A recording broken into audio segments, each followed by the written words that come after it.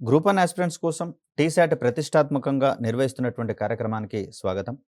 భారత అంతరిక్ష కార్యక్రమాలకు సంబంధించినటువంటి అంశాలు తెలుసుకుంటూ ఉన్నాం. ఈ వీడియోలో మనము భారత అంతరిక్ష పరిశోధనా సంస్థ ఆధ్వర్యంలో పనిచేస్తున్నటువంటి అంతరిక్ష సంస్థలకు సంబంధించి వాటి యొక్క కీలకమైనటువంటి విధులకు సంబంధించిన అంశాలు తెలుసుకునే ప్రయత్నం చేద్దాం. సో ఇక్కడ క్వశ్చన్ అడిగేటటువంటి క్రమంలో ఇస్రో ఆధ్వర్యంలో భారత అంతరిక్ష రంగంలో కృషి చేస్తున్న సంస్థలను గురించి రాయండి అని ఒక ఓపెన్ ఎండెడ్ క్వశ్చన్‌గా అడిగేందుకు అవకాశం ఉంది. అంటే మనకే ఆ చాయిస్‌ని ఇచ్చివేసి అంటే మీకు తెలిసినటువంటి ఏవైనా 3 లేదా 4 సంస్థల గురించి రాయమని కానీ, లేదా స్పెసిఫిక్‌గా కొన్ని సంస్థల పేర్లు ఇచ్చి వాటికి సంబంధించినటువంటి అంశాలు వివరించమని అడిగే ప్రయత్నం గాని చేయవచ్చు. ఇక్కడ పిక్చర్‌లో కనిపిస్తుంది మనకు అంతరిక్ష కార్యక్రమాలను ముందుకు తీసుకొని పోయేటటువంటి క్రమంలో ఉపయోగపడేటటువంటి సంస్థలు కావచ్చు, ఏర్పాటు చేయబడినటువంటి విభాగాలు కావచ్చు, వాటికి సంబంధించినటువంటి ఒక ఆర్గనైజేషనల్ ఫ్లో చార్ట్ అనేది మనం ఇక్కడ చూస్తూ ఉన్నాం. ముఖ్యంగా అంతరిక్ష కార్యక్రమాలన్నీ కూడా ప్రధాని నేతృత్వంలో ఉన్నట్లుగా మనకిక్కడ గమనిస్తూ ఉన్నాం. సో, దీంట్లో స్పేస్ కమిషన్, అంతరిక్ష సంఘం అనేది ఒకటి పనిచేస్తూ ఉంది ప్రధాని ఆధ్వర్యంలో. అదేవిధంగా డిపార్ట్మెంట్ ఆఫ్ స్పేస్, అంతరిక్ష విభాగానికి సంబంధించి దీనికి కూడా ప్రధానమంత్రి నేతృత్వం వహించడం అనేది జరుగుతుంది. ఒక వీడియోలో మనము డిపార్ట్మెంట్ ఆఫ్ స్పేస్ ఆధ్వర్యంలో ఉన్నటువంటి సంస్థలకు సంబంధించిన అన్ని విషయాలు తెలుసుకున్నాం. ఇక్కడ ఇస్రో కూడా డిపార్ట్మెంట్ ఆఫ్ స్పేస్ ఆధ్వర్యంలోనే పనిచేస్తుంది. అయితే ఇక్కడ ఇస్రో యొక్క కార్యక్రమాలను ముందుకు తీసుకొని పోయేటటువంటి క్రమంలో ఇస్రో తనకు తోడ్పాటును అందించేటటువంటి సంస్థల మీద కొంత ఆజమాయిషీని కావచ్చు, కంట్రోలింగ్‌ని కావచ్చు కలిగి ఉండేటటువంటి అవకాశం ఉంది. మరికొన్నిటిని స్వయం ప్రతిపత్తితో వ్యవహరించేటటువంటి సంస్థలుగా ఏర్పాటు చేసినా కూడా అవన్నీ కూడా ఇస్రోకి జవాబుదారీతనం వహించేటట్లుగా రూపొందించడం జరిగింది. ఈ క్రమంలో ఇస్రో కౌన్సిల్ కావచ్చు, Vikram Sarabhai space centre, liquid propulsion systems centre వంటి సుమారు 14 వరకు సంస్థలకు సంబంధించినటువంటి అంశాలను తెలుసుకునేటటువంటి ప్రయత్నం చేద్దాం. ఇక్కడ ఏ ఒక్క సంస్థను వదిలివేసినా కూడా ఒకవేళ అది గనక పొరపాటున ఎగ్జామ్‌లో అడిగినట్లయితే మనము దానికి సంబంధించినటువంటి అంశాలు రాయలేము. అదేవిధంగా చూస్తే కీలకమైనటువంటి కొన్ని ఏరియాలలో అవసరాన్ని బట్టి, సందర్భాన్ని బట్టి ఈ సంస్థలకు సంబంధించినటువంటి విధులను ప్రస్తావించుకోవాల్సి వస్తుంది కాబట్టి వీటికి సంబంధించినటువంటి అంశాలు తెలుసుకునే ప్రయత్నం చేద్దాం. అదేవిధంగా ఉపగ్రహ ప్రయోగాలను చేపట్టేటటువంటి క్రమంలో సతీష్ ధావన్ స్పేస్ సెంటర్ అనేది మనకి ఇక్కడ పనికొస్తుంది. అదేవిధంగా యూఆర్ రావు స్పేస్ సెంటర్ ఒకటి, space application centre, national remote sensing centre, ఇటువంటి అంశాలలో భాగంగా మనకు ఈ సంస్థల యొక్క పేర్లను ఇచ్చి వాటికి సంబంధించినటువంటి అబ్రివేషన్ అంటే విస్తరణ రూపాలను కనుక్కోవడం కూడా మనకు ప్రిలిమ్స్ పాయింట్ ఆఫ్ వ్యూలో ఒక ఇంపార్టెంట్ ఆస్పెక్ట్‌గా కనిపిస్తుంది.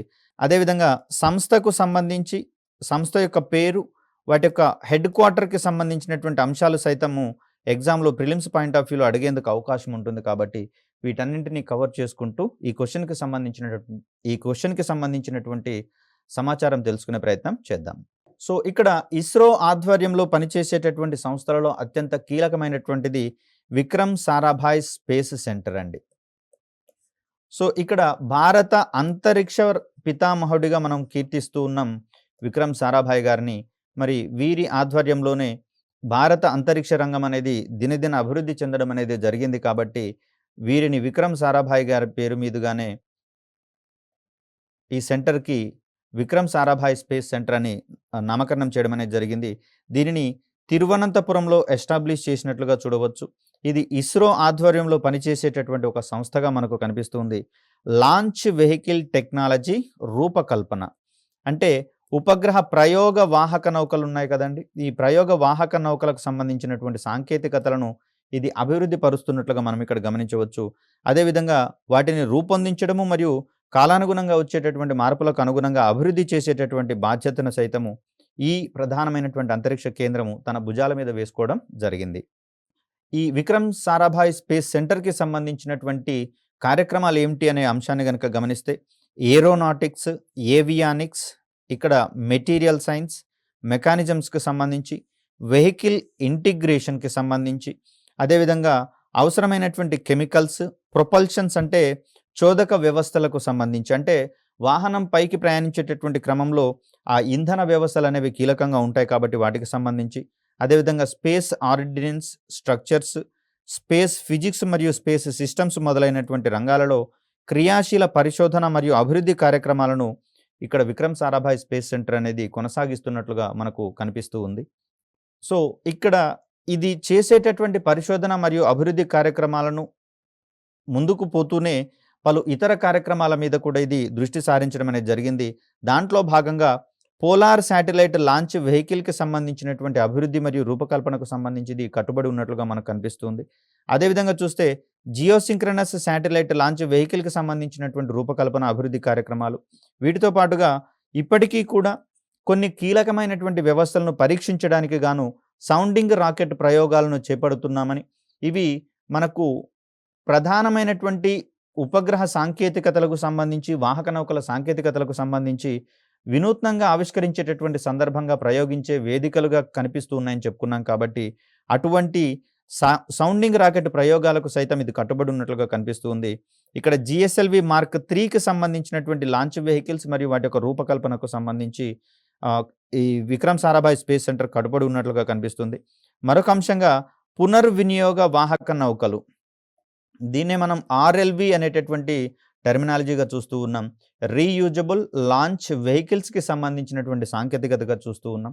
అదేంటి సార్ మరి అప్పటికే మనకు లాంచ్ వెహికల్స్ ఉన్నాయి కదా అంటే, అవి పునర్వినియోగం కానటువంటి వాహక నౌకలు. అంటే వన్స్ ఒక వాహక నౌకను గనక మనం వినియోగిస్తే తిరిగి దాని యొక్క విడి భాగాలను మరొక నూతన ప్రయోగంలో ఉపయోగించడానికి అనుకూలంగా ఉండవు. మరి అటువంటి సందర్భాలలో ఉపగ్రహ ప్రయోగాలను చేపట్టేటటువంటి క్రమంలో ఖర్చు అనేది విపరీతంగా పెరుగుతుంది. మరి దాన్ని తగ్గించుకునేటటువంటి క్రమంలో మనకు పునర్వినియోగ వాహక నౌకల యొక్క సాంకేతికత అనేది ఉపయోగపడుతుంది. మరి ఇటువంటి పునర్వినియోగ వాహక నౌకల సాంకేతికతను అభివృద్ధి పరిచేటటువంటి క్రమంలో కూడా విక్రమ్ సారాభాయ్ స్పేస్ సెంటర్ కృషి చేస్తూ ఉంది. అదేవిధంగా ఏబిపిపి, దీన్నే మనము అడ్వాన్స్డ్ బ్రీతింగ్ ప్రొపల్షన్ ప్రోగ్రామ్‌గా చెప్తాం. మరి ఇది కొంచెం మనకు కొత్త పేరుగా కనిపిస్తూ ఉంది కానీ, దీనికి ఉన్నటువంటి మరొక పేరుని గనక మనం చెప్పుకుంటే అది మనకు ఈజీగా అర్థమయ్యేందుకు అవకాశం ఉంది. దీన్నే మనము స్క్రామ్‌జెట్ టెక్నాలజీగా చెప్తాం. అంటే స్క్రామ్‌జెట్ టెక్నాలజీ ఏం చేస్తుంది అంటే, వాస్తవానికి వాహక నౌకలను ప్రయోగించేటటువంటి సందర్భంలో వాటిలలోకి ఇంధనంతో పాటుగా ఆక్సిడైజర్లను కూడా కలిపి నింపుతాము అని చెప్పుకున్నాం. మరి టన్నుల బరువున్నటువంటి ఇంధనాన్ని మండించడానికి అంతే పరిమాణంలో ఆక్సిడైజర్లు అవసరమవుతున్నటువంటి దృష్ట్యా, మరి ఇంధనం యొక్క బరువు, ఆక్సిడైజర్ల యొక్క బరువుతో వాహక నౌక యొక్క బరువు అనేది అమాంతం పెరుగుతూ ఉంది కాబట్టి, సో అలాంటి సందర్భాలలో వాహక నౌకల యొక్క బరువును తగ్గించి తద్వారా తక్కువ ఇంధనాన్ని వినియోగించుకొని ఆ ఉపగ్రహ ప్రయోగాలను చేపట్టేటటువంటి క్రమంలో ఈ ఏబిపిపి అనేటటువంటి programme, advanced breathing propulsion programme ఏదైతే అంటున్నామో ఇది కీలకంగా పరిగణించడం జరుగుతుంది. మరి ఈ సందర్భంలో అది ఆక్సిజన్ ఎలా సమకూర్చుకుంటుంది అంటే, వాహక నౌక వాతావరణ ఎగుపొరలోకి ప్రయాణించేటటువంటి క్రమంలో వాతావరణంలో ఉన్నటువంటి ఆక్సిజన్ అది సమీకరించుకుంటుంది. అలా కలెక్ట్ చేసుకున్నటువంటి ఆక్సిజన్ని ఇంధనాన్ని మండించేటటువంటి క్రమంలో వినియోగించుకునేటటువంటి సాంకేతికతగా చూస్తూ ఉంటాం. దీని సందర్భంగా ఆక్సిడైజర్ అనేది తక్కువ పరిమాణంలో వినియోగించబడుతుంది కాబట్టి వాహక నౌక యొక్క బరువు అమాంతం తగ్గిపోయేందుకు అవకాశం ఉంది. తద్వారా మొదటి దశలో వాడేటటువంటి ఎక్కువ ఇంధనానికి బదులుగా తక్కువ పరిమాణంలో ఇంధనంని వినియోగించుకొని వాహక నౌక పైకి ప్రయాణించేటటువంటి క్రమాన్ని చూస్తాం. అదేవిధంగా మానవ సహిత అంతరిక్ష యానానికి సంబంధించినటువంటి క్లిష్టమైనటువంటి సాంకేతికతలు, దీన్ని మనము గగన్యాన్‌కి సంబంధించినటువంటి అంశంగా చూస్తూ ఉన్నాం. మరి గగన్యాన్ని సాకారం చేయాలి అంటే దీంట్లో భాగంగా ముందు క్రూ మాడ్యూల్‌ని రూపొందించుకోవాల్సి వస్తుందండి. క్రూ మాడ్యూల్ అంటే వ్యోమగాములను భద్రంగా ఉంచి అమర్చేటటువంటి ఒక గది వంటి పరికరాన్ని మనం ఇక్కడ క్రూ మాడ్యూల్‌గా చెప్తాం. ఇది అంతరిక్షంలోనికి తీసుకొని పోవడమే కాకుండా వారిని సురక్షితంగా భూమి మీదకి కూడా తీసుకొని రావాలి కాబట్టి దీంట్లో రీ ఎంట్రీ సాంకేతికతను వాడాల్సి ఉంటుంది. అంటే నిర్దిష్టమైనటువంటి ఎత్తుకు చేరిన తర్వాత క్రూ మాడ్యూల్ తిరిగి భూ వాతావరణంలోకి వచ్చేటటువంటి సందర్భంగా అమితమైనటువంటి వేగంతో ప్రయాణిస్తుంది. మరి ఆ వేగానికి అక్కడ ఉన్నటువంటి వాతావరణ కణాలతో ఏర్పడే ఘర్షణ వల్ల అమితమైనటువంటి వేడి పుడుతుంది కాబట్టి ఆ వేడిని తట్టుకోగలిగేలా క్రూ మాడ్యూల్‌ని రూపొందించుకోవాల్సి వస్తుంది. మరి మానవ సహిత అంతరిక్ష యానానికి ఇటువంటి సాంకేతికతలు అత్యావశ్యకం కాబట్టి వాటికి సంబంధించినటువంటి అభివృద్ధి కార్యక్రమాలను కావచ్చు, రూపకల్పన కార్యక్రమాలను కావచ్చు, విక్రమ్ సారాభాయ్ స్పేస్ సెంటర్ తన భుజాల మీద వేసుకున్నట్లుగా కనిపిస్తూ ఉంది. అదేవిధంగా చూస్తే విభిన్న మిషన్ల కోసం ఉపవ్యవస్థల సాక్షాత్కారానికి సంబంధించినటువంటి డిజైన్ తయారీ, అదేవిధంగా విశ్లేషణ, అభివృద్ధి మరియు పరీక్ష వంటి కీలకమైనటువంటి బాధ్యతలను సైతము ఇక్కడ విక్రమ్ సారాభాయ్ స్పేస్ సెంటర్ అనేది చేపట్టడం జరుగుతుంది. ముఖ్యంగా చూస్తే చంద్రయాన్ 2కి సంబంధించి గనక మనం గమనిస్తే దీంట్లో 3 రకాలైనటువంటి ఉపకరణాలు లేదా పేలోడ్లను రూపొందించుకోవడం అనేది జరిగిందండి. ఇక్కడ ఒకటి ఆర్బిటార్ కాగా, ఈ ఆర్బిటర్ అనేది చంద్రుని చుట్టూతో ఉండేటటువంటి కక్షలో పరిభ్రమిస్తూ ఉంటుంది. ఇంకొకటి ల్యాండర్, మరొకటి రోవర్. ఇక్కడ ల్యాండర్ అనేది చంద్రుని యొక్క ఉపరితలం మీద దిగేటటువంటి ఒక పరికరంగా మనకు కనిపిస్తుంది. రోవర్ అంటే చంద్రుని యొక్క ఉపరితలం మీద కొంత దూరం ప్రయాణించడానికి అనుకూలంగా ఉండేటటువంటి ఒక వాహనంగా మనకు కనిపిస్తుంది రోవర్ అనేటటువంటిది. మరి ఇవన్నీ కూడా ఒకదానితో ఒకటి కమ్యూనికేట్ చేసుకునేటటువంటి క్రమంలో ఇక్కడ రోవర్ నుంచి అందుకునేటటువంటి సమాచారం మొత్తం ల్యాండర్కు చేరుతుంది. ఈ ల్యాండర్ మరియు రోవర్లు సేకరించినటువంటి సమాచారాన్ని ల్యాండర్ అనేది ఆర్బిటర్కి అందిస్తుంది. ఆర్బిటర్ కలెక్ట్ చేసుకున్నటువంటి సమాచారాన్ని ఇక్కడ గ్రౌండ్ స్టేషన్లో, భూమి మీద ఉన్నటువంటి గ్రౌండ్ స్టేషన్లు రిసీవ్ చేసుకొని సంబంధిత విభాగాలకు ప్రసారం చేసేటటువంటి క్రమాన్ని మనం గమనిస్తూ ఉన్నాం. ఇవన్నీ ఒకదానితో ఒకటి ఉపవ్యవస్థలుగా కనిపిస్తూ పూర్తిగా చూస్తే చంద్రయాన్ 2 ఆశించినటువంటి ప్రయోజనాలను నెరవేర్చేటటువంటి క్రమంలో పనిచేస్తూ ఉంటాయి. ఇలా ఒక్కొక్క వ్యవస్థ దానికి సంబంధించినటువంటి పనితీరును ప్రదర్శిస్తూనే మొత్తంగా మిషన్ ఏ దానికోసమైతే రూపొందించుకున్నామో ఆ ప్రయోజనాలు అందించడానికి కృషి చేస్తుంది. మరి వీటన్నిటి కోసము ఒక కీలకమైనటువంటి వ్యవస్థలు, సాంకేతిక సంపద, సాంకేతిక సాధనాలు ఇక్కడ ఎక్కువగా అవసరం అవుతాయి. కాబట్టి వాటన్నిటి యొక్క డిజైన్, అదేవిధంగా టెస్టింగ్కి సంబంధించి మరిన్ని డెవలప్మెంట్స్ ఏమన్నా అవసరమైతే వాటికి సంబంధించినటువంటి అంశాలు ఈ కేంద్రం చేపడుతున్నట్లుగా చూడవచ్చు. అదేవిధంగా ప్రణాళిక మరియు మూల్యాంకనము, సంబంధిత ప్రోగ్రామ్కి సంబంధించినటువంటి పూర్తి ప్లానింగ్, అదేవిధంగా అసెస్మెంట్ కూడా ఆ ప్రయోగాలకు సంబంధించినటువంటి ప్రయోజనాలను అందించుకునేటటువంటి క్రమంలో వెచ్చించినటువంటి వ్యయానికి అనుగుణంగా ప్రయోజనాలు ఉన్నాయా లేవా అనేది కూడా నిర్ధారించుకోవాల్సి వస్తుంది. ఒకవేళ ఏమైనా లోటుపాట్లు ఉన్నట్లయితే తదుపరి ప్రయోగంలో వాటిని మనం ఫుల్ఫిల్ చేసుకొని ప్రయోగించుకోవాల్సి వస్తుంది. అదేవిధంగా సాంకేతికత బదిలీ, అంటే ఇక్కడ స్పేస్ సెక్టార్లో అంది వచ్చినటువంటి సాంకేతికత ఏదైతే ఉందో దానిని సంబంధిత వర్గాలకు అందించాల్సి వస్తుంది. దానికోసము సాంకేతిక బదిలీ కార్యక్రమాలను కూడా ఇది చూస్తుంది. అదేవిధంగా స్పేస్ రంగంలో, స్పేస్ సెక్టార్లో ఈ కార్యక్రమాలను రూపొందించుకునేటటువంటి క్రమంలో అనేకమైనటువంటి పరిశ్రమల యొక్క తోడ్పాటును మనం తీసుకోవాల్సి వస్తుంది. మరి ఈ క్రమంలో వాటి మధ్య సమన్వయం కనుక లేకపోతే కార్యక్రమాలలో వేగం అనేది మందగించేటందుకు అవకాశం అనేది ఉంటుంది. కాబట్టి పరిశ్రమల సమన్వయము, అదేవిధంగా మానవ వనరుల అభివృద్ధి మరియు స్పేస్ సెక్టార్కి సంబంధించినటువంటి భద్రతను సైతం ఈ కేంద్రానికి సంబంధించిన అన్ని సివిల్ పనుల ప్రణాళికలు, అమలు మరియు నిర్వహణ వంటి అంశాలను కూడా విక్రమ్ సారాభాయ్ స్పేస్ సెంటర్ చేపడుతున్నట్లుగా మనం గమనించవచ్చు. ఇక్కడ విక్రమ్ సారాభాయ్ స్పేస్ సెంటర్కి సంబంధించి ఇది తన యొక్క ప్రోగ్రామ్స్ని చేపట్టడంలో భాగంగా మరికొన్ని కేంద్రాలను రూపొందించుకోవడం అనేది జరిగింది. ఇది వలయామలలో హౌసింగ్ ప్రధాన సౌకర్యాలు, దీనికి సంబంధించినటువంటి మెకానిజం, అదేవిధంగా వాహనాల యొక్క ఇంటిగ్రేషన్, అంటే దాన్ని వివిధ వ్యవస్థలను ఒక్కచోటికి చేర్చి అవి ఒకదానితో ఒకటి పరస్పరం అనుసంధానమై పనిచేస్తున్నాయా లేదనేది తెలుసుకోవాల్సి వస్తుంది. అదేవిధంగా టెస్టింగ్కి సంబంధించి ఎక్స్టెన్షన్ సెంటర్, అంటే విస్తరణ కేంద్రాన్ని ఇక్కడ ఒకటి ఉన్నట్లుగా వలయామలలో మనకు కనిపిస్తుంది. అదేవిధంగా చూస్తే వట్టి యూరకావులో కాంపోజిట్ వ్యవస్థలకు సంబంధించి, అంటే ఇక్కడ ఏ ఒక్క సిస్టమ్ దానంతట అదే పనిచేస్తూ మిగిలిన సిస్టమ్స్తో అనుసంధానమై పనిచేయాల్సి వస్తుంది. కాబట్టి మరి అటువంటి బహుళ వ్యవస్థలను ఏకతాటి మీదకి నడిపించాలి అంటే దానికి సంబంధించినటువంటి మెకానిజం కూడా ఎస్టాబ్లిష్ అయి ఉండాలి. దానికి సంబంధించినటువంటి అభివృద్ధికి వట్టి యూరకావులోని విక్రమ్ సారాభాయ్ స్పేస్ సెంటర్ యొక్క విస్తరణ కేంద్రం కట్టుబడి ఉన్నట్లుగా కనిపిస్తుంది. అదేవిధంగా కొచ్చికి సమీపంలో అలువాలో అమ్మోనియం పెర్క్లోరేట్ ప్రయోగాత్మక ప్లాంట్ని ఇక్కడ విక్రమ్ సారాభాయ్ స్పేస్ సెంటర్ ఏర్పాటు చేసుకోవడం అనేది జరిగింది. ముఖ్యంగా చూస్తే ఆక్సిడైజర్లుగా నత్రజని సంబంధమైనటువంటి ఆక్సైడ్స్ని మనము ఎక్కువగా ఉపయోగిస్తూ ఉంటాం. కాబట్టి మరి వీటికి సంబంధించినటువంటి అంశాలను సైతము నిరంతరం అభివృద్ధి పరచుకోవాల్సి వస్తుంది. కాబట్టి సంబంధిత వ్యవస్థలన్నీ కూడా విక్రమ్ సారాభాయ్ స్పేస్ సెంటర్ యొక్క ఎక్స్టెన్షన్ సెంటర్స్ ద్వారా నిర్వహిస్తున్నట్లుగా కనిపిస్తూ ఉంది. సో, ఇక్కడ ఇస్రో తన యొక్క అంతరిక్ష కార్యక్రమాలను ముందుకు తీసుకొని పోయేటటువంటి క్రమంలో మరొక కీలకమైనటువంటి సంస్థగా లిక్విడ్ ప్రొపల్షన్ సిస్టమ్స్ సెంటర్ అనేది కనిపిస్తుంది. దీంట్లో పేరులోనే మనకు కనిపిస్తుంది లిక్విడ్ ప్రొపల్షన్. అంటే ద్రవ ఇంధనాలకు సంబంధించినటువంటి అంశాలు అన్నీ ఈ కేంద్రం ఆధ్వర్యంలోనే ముందుకు తీసుకొని పోతాయనేది మనకిక్కడ అర్థమవుతోంది.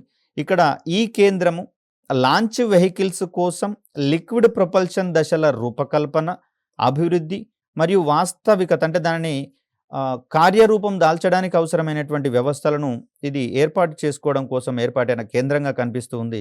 ఈ క్రమంలో ఫ్లూయిడ్ కంట్రోల్ వాల్వులు అంటే ఇంధనం అనేది టన్నుల పరిమాణంలో ఉంటున్నటువంటి సందర్భంగా అక్కడ ఉన్నటువంటి వాల్వుల మీద అత్యంత ఒత్తిడి అనేది ఉంటుంది. సో, ఆ ఒత్తిడిని తట్టుకొని కేవలము నిర్ణీత పరిమాణంలోనే ఇంధనము దహన చాంబర్‌లోకి చేరుకోవాల్సినటువంటి అవసరం ఉంది. మరి ఇటువంటి పనులు చేయడానికి ఫ్లూయిడ్ కంట్రోల్ వాల్వ్స్ అనేటటువంటివి పనిచేస్తూ ఉంటాయి. దీనితో పాటుగా ట్రాన్స్‌డ్యూసర్స్ అదేవిధంగా వాక్యూమ్ పరిస్థితుల కోసం, శూన్య పరిస్థితులను ఏర్పాటు చేయడం కోసం అవసరమైనటువంటి ప్రొపెల్లెంట్ మేనేజ్‌మెంట్ పరికరాలు సైతం ఇక్కడ మనకు అవసరం పడుతూ ఉంటాయి. అదేవిధంగా లిక్విడ్ ప్రొపల్షన్ సిస్టమ్స్‌లోని ఇతర కీలక భాగాల అభివృద్ధి కూడా ఈ కేంద్రం పరిధిలోనే ఉన్నట్లుగా మనం ఇక్కడ గమనించవచ్చు. ముఖ్యంగా చూస్తే మనకిక్కడ ఈ ద్రవ ఇంధనాలనేవి హైపర్గోలిక్ ఇంధనాలుగా పరిగణిస్తున్నాము అని చెప్పుకున్నాము. అంటే ఇవి ఇంధనము ప్లస్ ఆక్సిడైజర్ ఈ రెండిటి యొక్క మిశ్రమణం జరగగానే ఇమ్మీడియేట్‌గా శక్తి వెలువడేటటువంటి ధర్మాన్ని కలిగి ఉంటాయి కాబట్టి వీటిని మనం హైపర్గోలిక్ ఇంధనాలుగా చెప్తూ ఉన్నాం. మరి ఇలాంటి సందర్భాలలో అత్యంత కీలకమైనటువంటిది వీటి యొక్క దహన ప్రక్రియగా మనకు కనిపిస్తూ ఉంది. కాబట్టి సంబంధిత మెకానిజంని కూడా అత్యంత జాగ్రత్తగా అభివృద్ధి పరుచుకోవాల్సొస్తుంది, వినియోగించుకోవాల్సొస్తుంది. మరి అటువంటి కార్యక్రమాలన్నీ కూడా ఎల్‌పిఎస్‌సి ఆధ్వర్యంలో చేపట్టబడుతున్నట్లుగా మనకిక్కడ కనిపిస్తూ ఉంది. సో, ఎల్‌పిఎస్‌సికి సంబంధించినటువంటి మరికొన్ని కేంద్రాలను గనక గమనిస్తే ఇది వలియామల తిరువనంతపురంలో ఉన్నట్లుగా కనిపిస్తుంది. అదేవిధంగా బెంగుళూరులో కూడా మరొక క్యాంపస్ విస్తరించి ఉన్నట్లుగా మనకు కనిపిస్తుంది. సో, ఇది ఎల్‌పిఎస్‌సికి సంబంధించినటువంటి మరొక కీలకమైనటువంటి ఏరియా. ప్రిలిమ్స్ పాయింట్ ఆఫ్ వ్యూలో కూడా వచ్చేటందుకు అవకాశం ఉన్నటువంటిది కాబట్టి ఎల్‌పిఎస్‌సి వలైమలకు సంబంధించినటువంటి అంశాలు చూస్తే దీంట్లో పరిశోధన మరియు అభివృద్ధికి సంబంధించి, సిస్టమ్ డిజైన్ మరియు ఇంజినీరింగ్‌కి సంబంధించి, ప్రాజెక్ట్ మేనేజ్మెంట్ ఫంక్షన్స్‌కి సంబంధించినటువంటి బాధ్యత వహిస్తున్నటువంటి కేంద్రంగా వలయమల కనిపిస్తుంది. అదేవిధంగా ఫ్లూయిడ్ కంట్రోల్ కాంపోనెంట్స్ ఎంటిటీ మరియు మెటీరియల్స్ మ్యానుఫ్యాక్చరింగ్ ఎంటిటీలతో పాటుగా earth storable cryogenic propulsion entities అంటే ఇక్కడ క్రయోజెనిక్ ఇంధనాలు ఏవైతే ఉన్నాయో ఈ ఇంధనాలను ఉత్పత్తి చేయడంతో పాటుగా వాటిని స్టోరేజ్ ట్యాంకులను కూడా అభివృద్ధి చేసుకోవాల్సి వస్తుంది. అంటే వీటిని ఒక రకంగా నిల్వకు సంబంధించినటువంటి అంశాలుగా చూస్తూ ఉన్నాం. ప్రయోగాలకు అవసరమైనటువంటి ఇంధనాన్ని తయారు చేసుకోవడంతో పాటు దానిని నిల్వపరుచుకోవడం, అదేవిధంగా సంబంధిత ప్రాంతాలకు చేరవేయడం అనేటటువంటిది కూడా ఇక్కడ వలయమల్లో ఉన్నటువంటి ఈ కేంద్రం చూస్తున్నట్లుగా మనం గమనిస్తూ ఉన్నాం. అదేవిధంగా బెంగుళూరులో ఉన్నటువంటి లిక్విడ్ ప్రొపల్షన్ సిస్టమ్ సెంటర్స్కి సంబంధించి చూస్తే రిమోట్ సెన్సింగ్ మరియు కమ్యూనికేషన్ ఉపగ్రహాలు, ఇతర శాస్త్రీయ మిషన్ల కోసం ప్రొపల్షన్ సిస్టమ్ల రూపకల్పన మరియు అమలుకు బాధ్యత వహిస్తున్నట్లుగా మనకి ఇక్కడ కనిపిస్తూ ఉంది. ముఖ్యంగా చూస్తే ఉపగ్రహాలను నేరుగా కక్షలలోకి ప్రయోగించమని చెప్పుకున్నాం. దీనికంటే ముందుగా మనం వీటిని బదిలీ కక్షలలోకి ప్రయోగిస్తామని చెప్పుకున్నాం. మరి బదిలీ కక్షల నుంచి అవి నిర్ధారిత కక్షలు లేదా నిర్దేశిత కక్షలకు చేరుకునేటటువంటి క్రమంలో వాటిలలో ఉండేటటువంటి లిక్విడ్ అపోగి మోటార్లను మండించడం ద్వారా కక్షా పెంపు చర్యలను చేపడతారని, ఈ కక్షా పెంపు చర్యల ద్వారా ఉపగ్రహాలు బదిలీ కక్షల నుంచి నిర్దేశిత కక్షలకు ప్రయాణిస్తాయని తెలుసుకున్నాం కదా. సో, ఈ సందర్భంలో ఈ ల్యామ్ వంటి మోటార్లలో వాడేటటువంటి లిక్విడ్ ఇంధనాలను అభివృద్ధి పరిచేటటువంటి బాధ్యత మనకు ఎల్‌పిఎస్‌సి బెంగుళూరు మీద ఉన్నట్లుగా కనిపిస్తుంది. వీటితో పాటుగా అవసరమైనటువంటి ట్రాన్స్‌డ్యూసర్స్ కావచ్చు, సెన్సార్లు కావచ్చు, వాటిని ఉత్పత్తి చేయడము, అభివృద్ధి చేయడము ఇవన్నీ కూడా ఇక్కడే గమనించబడతాయి. ముఖ్యంగా చూస్తే ఒక దశ నుంచి మరొక దశ విడిపడేటటువంటి సందర్భంలో ఆ దశ విడిపడగానే మరొక దశ ఆటోమేటిక్‌గా వెంటనే ఇగ్నైట్ కావాల్సి వస్తుంది. అది దాంట్లోని ఇంధనం మండడం ప్రారంభించాల్సి వస్తుంది. అదేవిధంగా ఇంజిన్ పనిచేసేటటువంటి క్రమంలోనే వాహక నౌక ముందుకు పోతుంది కాబట్టి అందుకు అవసరమైనటువంటి సెన్సార్స్‌ని సైతం ఎల్‌పిఎస్‌సి బెంగుళూరులో రూపొందిస్తున్నట్లుగా మనం ఇక్కడ గమనించవచ్చు. అదేవిధంగా మరొక కీలకమైనటువంటి విభాగము ఇక్కడ ఉపగ్రహ ప్రయోగాలను చేపట్టేటటువంటి క్రమంలో అవసరమైనటువంటి అసెంబ్లింగ్ కార్యక్రమాలు అంటే వాహక నౌకలకు సంబంధించినటువంటి అసెంబ్లింగ్ కార్యక్రమాలు, ఫ్యూయల్‌ని అందులో ఫిల్ చేసేటటువంటి ప్రోగ్రామ్స్, అదేవిధంగా దానికి సంబంధించినటువంటి సమస్త టెస్టులు, కౌంట్ డౌన్ సైతం ప్రారంభించబడేటటువంటి ఒక కీలక సంస్థగా మనకు సతీష్ ధావన్ స్పేస్ సెంటర్ అనేది కనిపిస్తుంది. ప్రారంభంలో దీన్ని Sriharikota high altitude range SHAR అనేటటువంటి పేరుతో పిలిచేవారేమో. కానీ దీని ప్రస్తుతము సతీష్ ధావన్ స్పేస్ సెంటర్‌గా వ్యవహరిస్తూ ఉన్నాం. శ్రీహరికోటలో ఉన్నటువంటి ఈ కేంద్రాన్ని భారతదేశం యొక్క స్పేస్ పోర్ట్‌గా పరిగణించడం అనేది జరుగుతుంది. ఎలా అయితే కౌరు అంతరిక్ష కేంద్రం అనేది అంతరిక్ష ప్రయోగాలలో కీలకంగా పరిగణిస్తూ ఉన్నామో, అలా ఇస్రోకి సంబంధించినటువంటి సతీష్ ధావన్ స్పేస్ సెంటర్ కూడా అత్యంత కీలకమైనటువంటి ఉపగ్రహ ప్రయోగాల కోసం ఉద్దేశించబడినటువంటి వేదికగా కనిపిస్తూ ఉంది. ఉపగ్రహ ప్రయోగ సమయంలో వాటిని నిరంతరం పరిశీలించడానికి అవసరమైనటువంటి టెలిమెట్రీ, ట్రాకింగ్ మరియు కమాండ్ సెంటర్ నెట్వర్క్‌తో కూడినటువంటి కార్యకలాపాలను సైతం ఇది సమన్వయం చేస్తుంది. అంటే వాహక నౌక ప్రయాణించేటటువంటి క్రమంలో అది ఏ దిశగా ప్రయాణించాలనేది ముందుగానే నిర్దేశించుకోవడం జరుగుతుంది. మరి అలాంటి సందర్భంలో వాహక నౌక యొక్క ప్రయాణాన్ని నిరంతరం ట్రాకింగ్ అంటే పరిశీలించేటందుకు అనువుగా ఇక్కడ సంబంధిత మెకానిజమ్స్ అనేవి ఎస్టాబ్లిష్ చేయబడి ఉంటాయి. వాటన్నింటినీ కూడా సమన్వయం చేసుకుంటూ వాహక నౌక యొక్క ప్రయోగాలని అది విజయవంతంగా పూర్తి చేసేటందుకు ఇక్కడ ఇది కట్టుబడి ఉంది. వన్స్ వాహక నౌక కక్షలోకి గనక అంటే బదిలీ కక్షలోకి గనక ఉపగ్రహాన్ని చేరవేసిన తర్వాత దీని యొక్క ప్రాథమిక విధి పూర్తయినట్లుగా భావించబడుతుంది. దాని తర్వాత సంబంధిత కక్షాపెంపు చర్యలను కర్ణాటకలో ఉన్నటువంటి మాస్టర్స్ కంట్రోల్ ఫెసిలిటీ సెంటర్ అనేది చేపడుతున్నట్లుగా మనం ఇదివరకటి వీడియోలో చెప్పుకున్నాం. ఈ కేంద్రంలో పిఎస్ఎల్వి మరియు జిఎస్ఎల్వి వాహక నౌకల ద్వారా ఉపగ్రహ ప్రయోగాల కోసం 2 లాంచ్ ప్యాడ్స్ ఏర్పాటు చేయడం అనేది జరిగింది. మరొకటి కూడా ఏర్పాటు చేయాలనేటటువంటి ఉద్దేశంతో ఉన్నారు. ప్రస్తుతం మాత్రం పూర్తి స్థాయిలో పనిచేసేటటువంటి లాంచ్ ప్యాడ్స్ 2గా కనిపిస్తూ ఉన్నాయి. ఒకసారి ప్రయోగం పూర్తయిన తర్వాత మరొక ప్రయోగం చేపట్టడానికి సుమారుగా నెల రోజుల కంటే ఎక్కువ సమయం పడుతున్నటువంటి పరిస్థితులలో కంటిన్యూయస్‌గా ప్రోగ్రామ్స్‌ని నిర్వహించడానికి వీలుగా ఇక్కడ సతీష్ ధావన్ స్పేస్ సెంటర్‌లో 2 లాంచ్ ప్యాడ్స్‌ని ఎస్టాబ్లిష్ చేసుకోవడం జరిగింది. మరి ఈ కేంద్రంలో చేపడుతున్నటువంటి కార్యక్రమాలకు సంబంధించి చూస్తే ఇస్రో యొక్క లాంచ్ వెహికల్ ప్రోగ్రాంల కోసం అవసరమైనటువంటి సాలిడ్ ప్రొపెల్లెంట్ బూస్టర్లను ఉత్పత్తి చేయడం. అంటే వీటిని మనము స్ట్రాపాన్ మోటార్స్ అని చెప్పుకున్నాం. ఈ స్ట్రాపాన్ మోటార్స్‌లలో ఘన ఇంధనాన్ని వినియోగిస్తారు అని చెప్పుకున్నాం. మరి ఇలాంటి సందర్భంలో దానికి సంబంధించినటువంటి మెకానిజంని అభివృద్ధి చేసేటటువంటి బాధ్యతని ఎస్‌డిఎస్‌సి తన మీద వేసుకోవడం జరిగింది.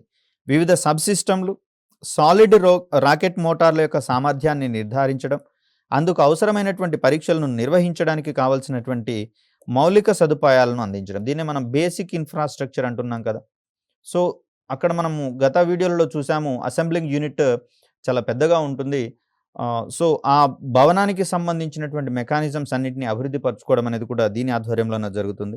అదేవిధంగా ఉపగ్రహాలు మరియు ప్రయోగ వాహనాల కోసం అవసరమైనటువంటి లాంచ్ బేస్ మౌలిక సదుపాయాలను అందించడం కూడా దీని యొక్క ప్రాథమిక విధిగానే చూస్తున్నాం. అసెంబ్లింగ్ యూనిట్ నుంచి అక్కడ లాంచ్ ప్యాడ్ దగ్గరికి ఒక పెద్ద ప్లాట్‌ఫామ్ ఉన్నట్లుగా మనం గమనించాము. మరి ఇటువంటి వ్యవస్థలన్నింటినీ కూడా అది నిరంతరం పకడ్బందీగా నిర్వహించుకోవాల్సొస్తుంది. ఏమాత్రం చిన్న లోటుపాట్లు ఎదురైనా కూడా పెద్ద మొత్తంలో నష్టం అనేది జరుగుతుంది. ముఖ్యంగా చూస్తే సమయాభావం ఏర్పడేందుకు అవకాశం ఉంటుంది కాబట్టి అనునిత్యం అప్రమత్తంగా ఉంటూ అంతరిక్ష కార్యక్రమాల్ని ముందుకు తీసుకొని పోవాల్సినటువంటి అవసరం ఉంది. అదేవిధంగా చూస్తే ఎస్‌డిఎస్‌సి సతీష్ ధావన్ స్పేస్ సెంటర్‌లో సౌండింగ్ రాకెట్లను ప్రయోగించడానికి మరొక ప్రత్యేకమైనటువంటి లాంచ్ ప్యాడ్ ఉన్నట్లుగా మనం గమనిస్తూ ఉన్నాం.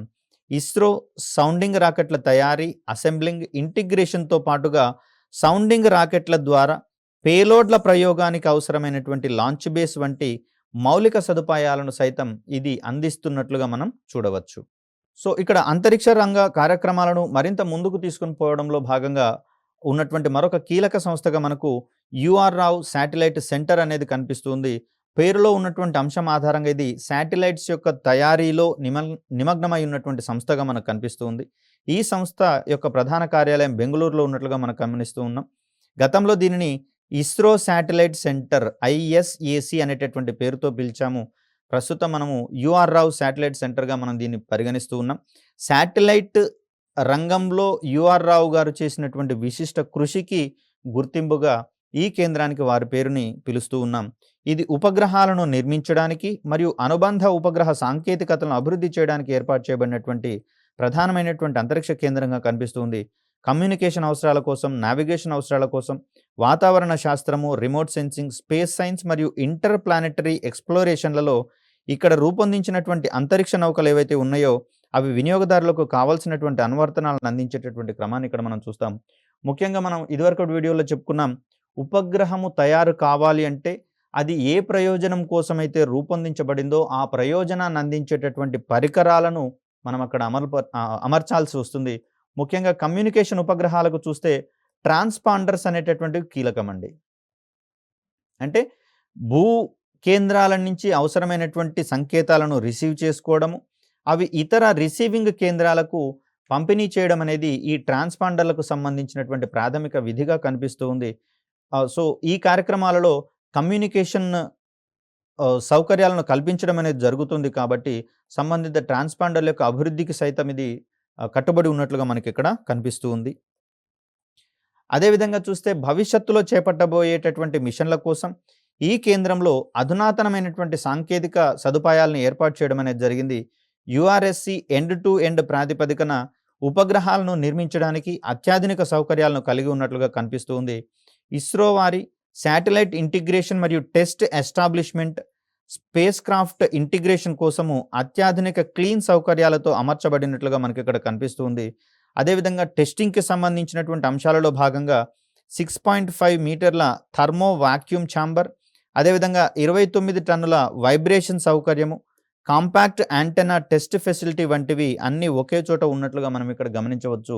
ఉపగ్రహాలు ముఖ్యంగా చూస్తే వాతావరణ రహిత పరిస్థితులలో ఇవి పనిచేయాల్సి వస్తుంది. అదేవిధంగా చూస్తే నిరంతరం విశ్వం నుంచి వచ్చేటటువంటి రేడియేషన్ని సైతం తట్టుకొని ఇవి పనిచేయాల్సి వస్తుంది. కాబట్టి మరి అక్కడ ఉండేటటువంటి పరిస్థితులను కృత్రిమంగా భూ వాతావరణంలోనే ఇక్కడ యుఆర్ రావు స్పేస్ సెంటర్లో ఎస్టాబ్లిష్ చేయడం ద్వారా, శాటిలైట్ సెంటర్లో ఎస్టాబ్లిష్ చేయడం ద్వారా ఉపగ్రహాలు ఆశించిన మేరకు పనిచేస్తున్నాయా లేదనేటటువంటి అంశాలను సైతం ఇక్కడ ముందుగానే బేరీజు వేసుకోవడం అనేది జరుగుతుంది. అక్కడ అంతరిక్షంలో ఉన్నటువంటి వాతావరణంలో ఉపగ్రహాల పనితీరును కూడా ముందుగానే మనము పరీక్షించుకొని అవి సక్సెస్ఫుల్గా రన్ అవుతున్నాయని నిర్ధారించుకున్న తర్వాతనే వాటిని ప్రయోగానికి అనువుగా ఎస్డిఎస్సికి చేరవేయడం అనేది జరుగుతుంది. మరి ఇలాంటి సందర్భంలో ఇటువంటి సంస్థల యొక్క తోడ్పాటు, అదేవిధంగా ఇక్కడ ఉన్నటువంటి శాస్త్రవేత్తల యొక్క నిర్విరామ కృషి వల్ల భారత అంతరిక్ష రంగం అనేది దినదిన అభివృద్ధి చెందుతున్నట్లుగా మనం ఇక్కడ గమనించవచ్చు. సో ఇక్కడ ఉన్నటువంటి కేంద్రాలలో అన్ని కమ్యూనికేషన్ మరియు నావిగేషన్ స్పేస్ క్రాఫ్ట్ యొక్క అసెంబ్లింగ్, ఇంటిగ్రేషన్ మరియు టెస్టింగ్ నిర్వహించబడుతున్నట్లుగా మనం ఇక్కడ గమనించవచ్చు. అదేవిధంగా ఈ కేంద్రంలో ప్రామాణికమైనటువంటి ఉపవ్యవస్థల ఉత్పత్తికి ప్రత్యేక సదుపాయాలు సైతం ఏర్పాటు చేయబడినట్లుగా మనం ఇక్కడ గమనించవచ్చు. ఇక్కడ యుఆర్ రావు శాటిలైట్ సెంటర్కి సంబంధించి బెంగళూరులో ఉన్నటువంటి పీన్యాలో అనుబంధంగా ఒక ల్యాబొరేటరీ ఉన్నట్లుగా గమనిస్తూ ఉన్నాం. ఇది laboratory for electro optics systems అనేటటువంటి యూనిట్గా మనం ఇక్కడ చూస్తూ ఉన్నాం. ఇది ఇస్రో ప్రోగ్రాంల కోసం అవసరమైనటువంటి సెన్సార్ల పరిశోధన, అభివృద్ధి మరియు ఉత్పత్తికి ప్రధానంగా బాధ్యత వహిస్తున్నట్లుగా మనం ఇక్కడ గమనించవచ్చు. సో ముఖ్యంగా చూస్తే ఇది తొలినాళ్ళ నుంచి, అంటే ఉపగ్రహ సాంకేతికతలను సముపార్జించుకుంటున్నటువంటి తొలినాళ్ళ నుంచి ఈ కేంద్రము శాస్త్రీయ ఉపగ్రహ కమ్యూనికేషన్లు మరియు నావిగేషన్, అదేవిధంగా రిమోట్ సెన్సింగ్ వంటి పలు అనువర్తనాల కోసము 100 కంటే ఎక్కువ ఉపగ్రహాలను రూపొందించడంలో తనదైనటువంటి ప్రత్యేకతను ప్రదర్శించినట్లుగా మనం ఇక్కడ గమనిస్తూ ఉన్నాం. ఉపగ్రహ విడిభాగాల కోసము గతంలో అయితే విదేశీ సంస్థల మీద ఆధారపడాల్సి వచ్చేది. మరి ప్రస్తుతం మనము స్వదేశీయంగానే అభివృద్ధి పరుచుకుంటున్నటువంటి వివిధ విడిభాగాలను, అంటే పేలోడ్లను కావచ్చు, అవసరమైతే పేలోడ్లలోని విడిభాగాలను రూపొందించుకున్న తర్వాత ఈ కేంద్రానికి తరలించి వాటిని పేలోడ్లుగా రూపొందించేటటువంటి క్రమంలోనూ ఇక్కడ కేంద్రం కృషి చేస్తున్నట్లుగా మనం ఇక్కడ గమనించవచ్చు. మరికొన్ని ఇస్రో ఆధ్వర్యంలో పనిచేసేటటువంటి అంతరిక్ష సంస్థల గురించి రాబోయే వీడియోల్లో వివరించే ప్రయత్నం చేస్తాను. అప్పటి వరకు సెలవు. ధన్యవాదాలు.